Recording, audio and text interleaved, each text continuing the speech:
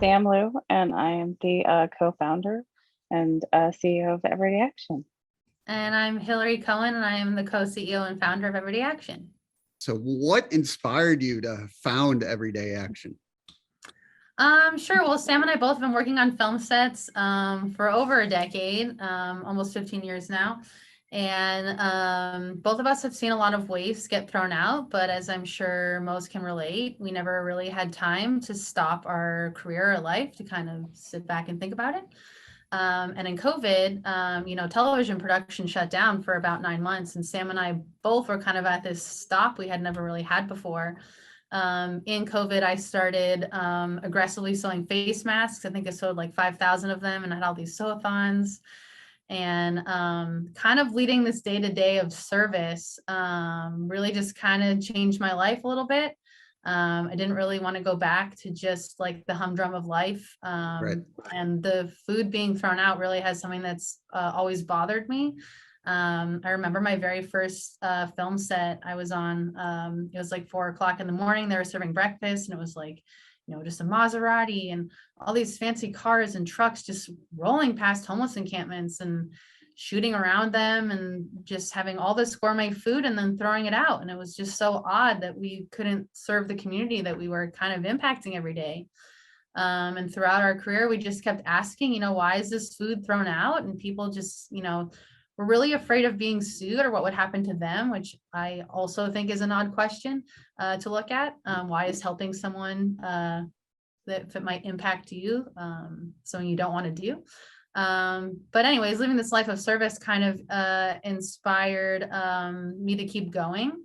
And so I kind of wanted to figure out how to figure out this problem with food waste that film sets had. So Sam and I sat down in a very COVID-friendly backyard, socially distant way, as friends do, and started talking about it, and just both kind of decided that we really wanted to make some active change. So we had this crazy idea that the two of us were going to start, some sort of company that picked up the food from film sets, and how we were going to do that, we didn't quite know. But Sam and I both work as assistant directors that kind of plan logistics. And we felt like we had this inside scoop to the business, and we got a giant cooler from Walmart that I fit in. And away we went. That you fit in? Oh yeah, I physically. Some like garden. No, we had like the dishwashing gloves, because it was like mid-pandemic, so there was like no PPE. So we had all like hand-sewn masks and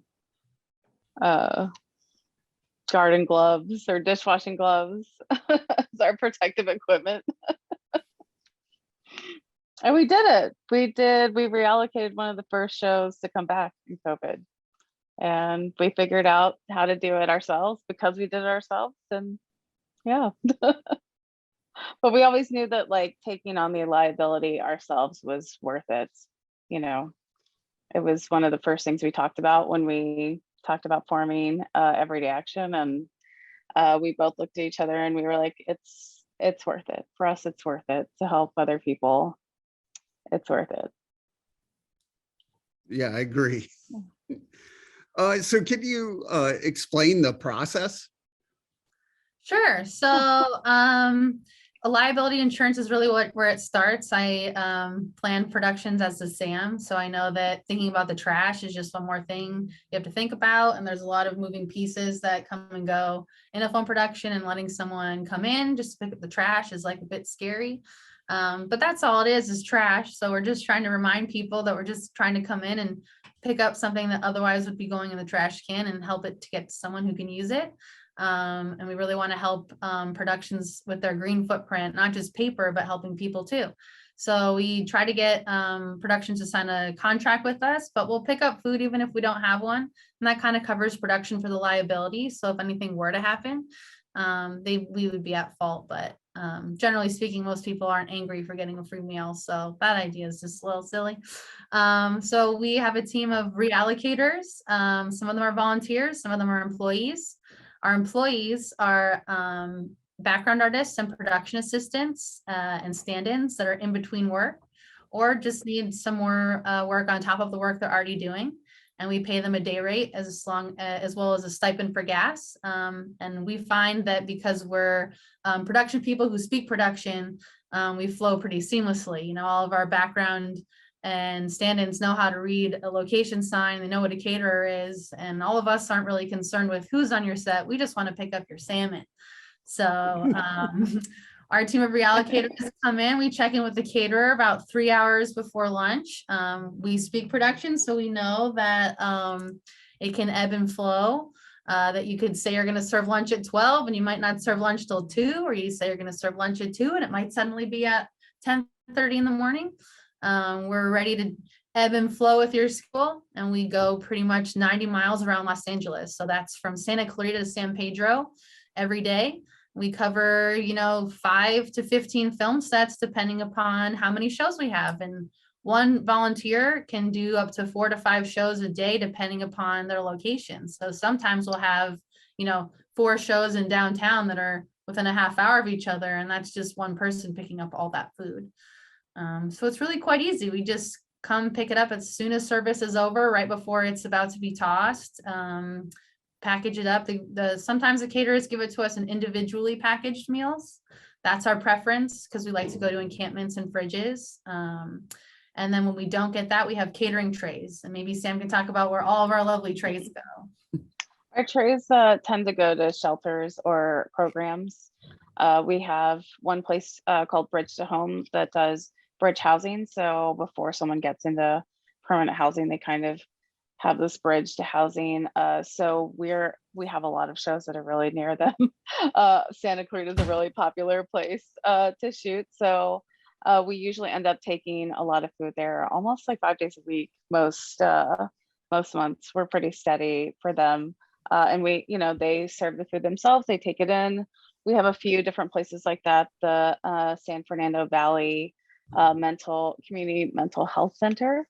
They also do the same thing. A lot of these places that will give food have like commercial kitchens, so they'll actually serve to their residents. Or there's also Hope of the Valley Mission, which services the the tiny homes, the pallet homes that they built in North Hollywood and in the Valley. So they serve them breakfast, lunch, and dinner, I believe. So that's what we usually end up doing with our trays. There's also Midnight Mission downtown, as well as Feed Skid, which was a side project that would serve on Tuesdays. So we make sure that the food goes somewhere. Either way, no matter how it's given to us, we always find a place for it. And we try to donate as close to the set as possible. So if you're shooting in Santa Clarita, your food will be donated in Santa Clarita. We really try to donate back to the neighborhood that you're maybe impacting. So how has the feedback been in actually both in the shelters, and then because I looked at your website and you're working with a lot of big time productions too, how has that feedback been? Actually, we feel like we've changed the dialogue in Hollywood. In the beginning, there was like a little bit of fleck about what we do, but now people are kind of inspired and on board, seeing that it works, seeing how easy it is. We work with almost every major network now, which is kind of cool. We don't really have to reach out to shows. And it kind of seems like people are starting to understand that this is much easier than they would have thought. Shelters in general are just very excited. A lot of times they're skeptical that our food isn't from a professional kitchen.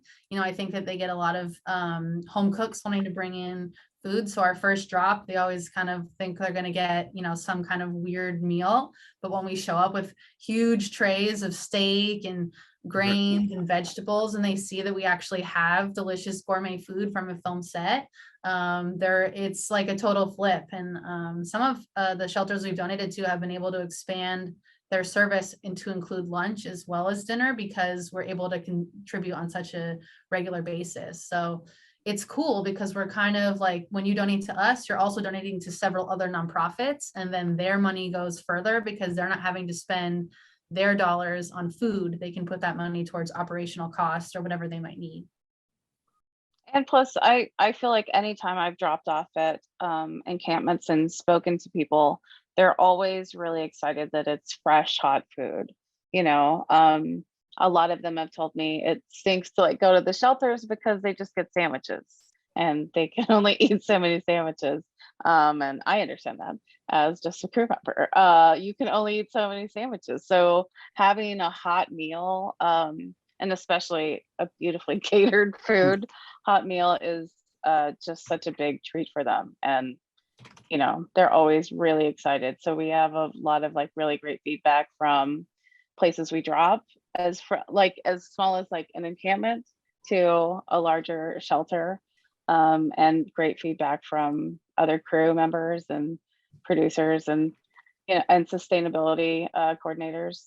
Everyone's kind of seeing like we just make it really seamless, you know, from start to finish. If you send us the paperwork, send us the call sheets, we ingest it ourselves. We send only specific details for driving. So no, you know, no info about the actual show goes out. It all goes through us. So we send the details ourselves. The drivers have the estimated pickup time, where they're going, any map attached, a suggested drop off, and any other details. And then they coordinate with their contact, and it's really seamless. It can even be done contactless, which is what we were doing in the beginning when COVID was pretty intense. Sometimes they would just text and our driver would roll up and it would be left right outside of a gate. They pick up and go. We can do it however is needed for a production. I think because we're so fluid, it really makes us kind of special because we're sitting in this weird gap, you know, like how did these big shelters get access to this food, and we got access to the food, we just need a place to go with it. So yeah, we're just I think we really have such a seamless process, and I think that's why we've had such good feedback all around, from who we drop to who we pick up to, you know, and other people who've watched us grow.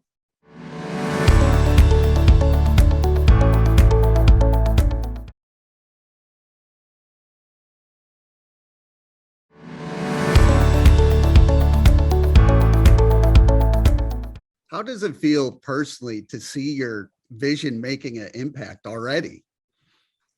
It really blows my mind. It brings tears to my eyes on like a weekly basis. Yeah, I was gonna say we cry all the time. Yeah, it's like me and Sam's day-to-day life is really stressful, and this just like provides such like an outlet that both of us need in our life. And every story that comes in is so amazing. You know, it'll be like on my worst day and someone will send in like, oh, I saved 400 sandwiches and I took them to this shelter, and they'll tell me a story about this person and it's like, okay, nothing else matters. Like this is great, you know? So I'm really inspired just to keep going. You know, it's like Sam and I pick up from, I say like the very surface of film sets. Like we are with every company, but we certainly don't have every production in Los Angeles yet. We're working towards getting a food truck and really kind of getting every set in LA to just donate to everyday action and just changing the conversation about food waste. The amount of food we save on a weekly basis can be insane. Sometimes it's upwards of 3,000 meals a week, and that's like from not very many sets. Wow. So it's inspiring to me because of how much food it is, and seeing, I mean, once you give someone who's starving a meal, you'll never want to do anything else again. It's like all you need to hear is some person say they're hungry and to feed them. And there's no question that it's just what needs to happen. So it has certainly changed my life, the way I think about people who are unhoused, the way I think about people who are struggling with food insecurity. They can really look like anybody, they can be anybody. And to sit down and listen to that community, you know, there are people too, and everyone has a story. Even if someone is abusing the system and they're doing something that you might not respect, you don't know why they got there or what's happening in their life. So I just think sitting down and talking to the people that make up Los Angeles, which is almost 100,000 of them that are unhoused, is just important. So yeah, this has really changed my life in the direction I want to go, and just makes it more fulfilling on a day-to-day basis. Yeah, absolutely. Same. I think it's also you know, for me, like I've had through COVID, and I know a ton of people have as well. I've had a lot of like personal close loss, and this has been like a lifeline to be able to help people instead of, you know, like being paralyzed by your grief. And uh, there are so many people in need, and to be a small part of just helping someone eat for that moment is really precious. I've met plenty of people who just handing them a meal was enough to get them through that day, you know, and yeah, it's really life changing to think that like we don't always get to see the impact of like what we've done, but you definitely like feel it the minute you're a part of this process. It doesn't matter if you're dropping off at a shelter. You know, I've met people later who are like, oh yeah, you know, I had a really tough time. I actually stayed at that shelter. And, you know, uh, you don't realize like how far your reach is with something really small. And some days it feels like, you know, picking up, you know, like 900 grocery items that are just kind of thrown at you. Sometimes you feel like a glorified trash person doing this, but then like you see the impact it has on someone just to like have a bottle of water on a hot day, you know, that's just huge. You know, I watched this caterer who was really skeptical of us, so I had to do the run myself. We were on hiatus, so I did the whole run. He was very nervous about the whole process.